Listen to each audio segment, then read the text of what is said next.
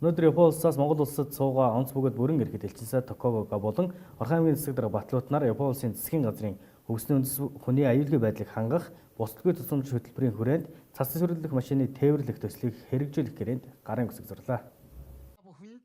Орхон аймгийн танилцуулгыг Өнгөрсөн онд Орхон аймгийн засаг дарга Батлууд Япон улсын Токомочи хотод айлчилж тус хотын удирдлагуудад цас цэвэрлэх машин авах хүсэлтийг тавьсан байна. Харин Токомочи хотын удирдлагууд өвсний үндэс хүний аюулгүй байдлыг хангах буцалтгүй тусламжийн хөтөлбөрийн хүрээнд тус машиныг өн төлбөргүй өгөхөөр шийдвэрлсэн байна. Мөн тус машины тээвэрлэх хөлсийг хандивлагч тал дааж байгаа бөгөөд дээрх буцалтгүй тусламжийн нийт дүн $20,758 болж байгаа юм байна. ингээд хүрэлцэн ирсэн зочдтойгоо Одоогоос 2 жилийн өмнө засаг дарга миний бие Япон улсын Токомочи хотод айлчилж хотын удирдлагуудад нь шууд харилцаа тогтоох хүсэлтэд илэрхийлж явх үедээ хот өгчлөлтийн байгууллагынх нь машин техникүүдийг сонирхож үзсэн юм а. Миний анхаарлыг зас цэвэрлэх комбайн ихэд татсныг Япон нөхөд анзаарчээ. Монгол орны хувьд өвлийн үйлрэл урт орох засны хэмжээ их байдагч бидний төсөв санхүүгийн бэрхшээлээс хамаарад үнэлгээ өндөр гүйцэтгэх чадвар сайтай техник авч чадахгүйг та бүхэн сайн мэдэх үзье.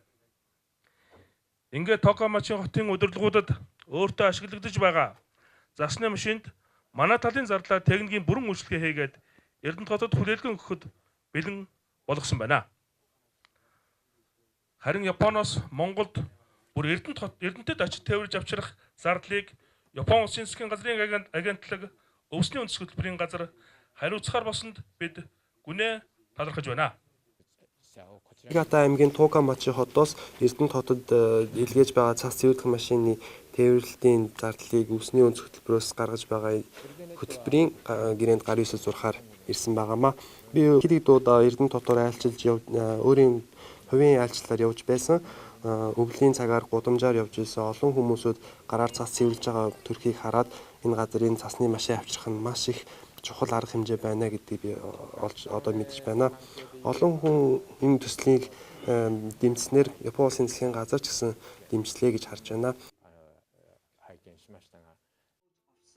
Тус машинтай болсноор хот хөгжүүлэхийн газрын ажилчид өхөө өвлийн хүйтэн зам шүрдэж хосож зогсоход багасах бөгөөд тус газрын үйл ажиллагаанд томоохон дэвшилт гарч байгаа юм а. Мөн тус машиныг барьж эзэмшгээр Орхон аймгийн хот хөгжүүлэх газрын 2 ажилтан Япон улсад 14 хоногийн сургалтанд суугаар болсон байна.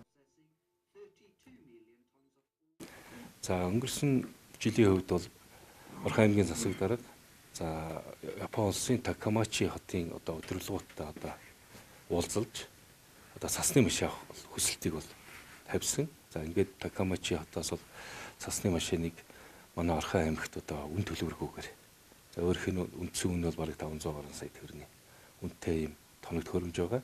Тэгэхээр энийг бол үн төлбөргүйгээр бол өгье гэдэг асуудлыг бол тохиролцсон байна. За Япон улсын элчин сайдын өнөөдөр Орхон аймагт ирж ажилласан гэрээнд ир үзгэлж байгаа. За энэ гэрээ нь бол тухайн хандвар өгч байгаа цасны машиныг Орхон аймагт тээвэрлэж ирэх энэ бүх зардлыг нь Япон улсын элчин сайдын яамны дэрэгдэх өвсний үндэс газраас олгож байгаа маа. Энэ нийт төсөв төртөг нь бол $20,480 төсөв төртөгтэй ийм ажил байгаа. Тэгэхээр энэ дээр бол өнөөдөр үзгэлсэн. За яг цасны машин маань манай Монгол улс руу ачигдахад бэлэн байдалтайгаар Японд байж байгаа. Өнөөдөр Эрдэнэт хотод Япон улсын буцалтгүй тусламжаар баригдсан 6 сургууль үйл ажиллагаа хийн явж байна. Хоёул спорт хүмүүнлэгийн арга хэмжээнд цөөнгүй хүмүүс оролцдгийн нэг жишээ нь Баян өндөр цогцлбор сургуулийн хүүхдүүд 7 дахь жилдээ Япончуудын Куранка нэгэмлэгтээ багш сурагч солилцоо хэрэгжүүлсээр байгаа явдал юм а. Япон техникийн давуу тал ололтыг шингээсэн орчин үеийн Медифас эмнэлэг нь эрдэнэчүүд болон бүс нутгийн иргэдийн эрүүл мэндийн төлөө үйл ажиллагаа явуулж байна. Мөн JICA-гийн сайн дурын ажилтнууд ажиллах хугацаанд найрамдал харилцааны элч болж олон хүүхдийг дунд сургуулиа төгсөөд Япон оронд очиж суралцах хүслийг нь төрүүлж байдаг. Эрдэнэтээс цөөнгүй Монгол оюутнууд Япон улсад сурч төгсөөд ажиллаж амьдарч байгаа юм а.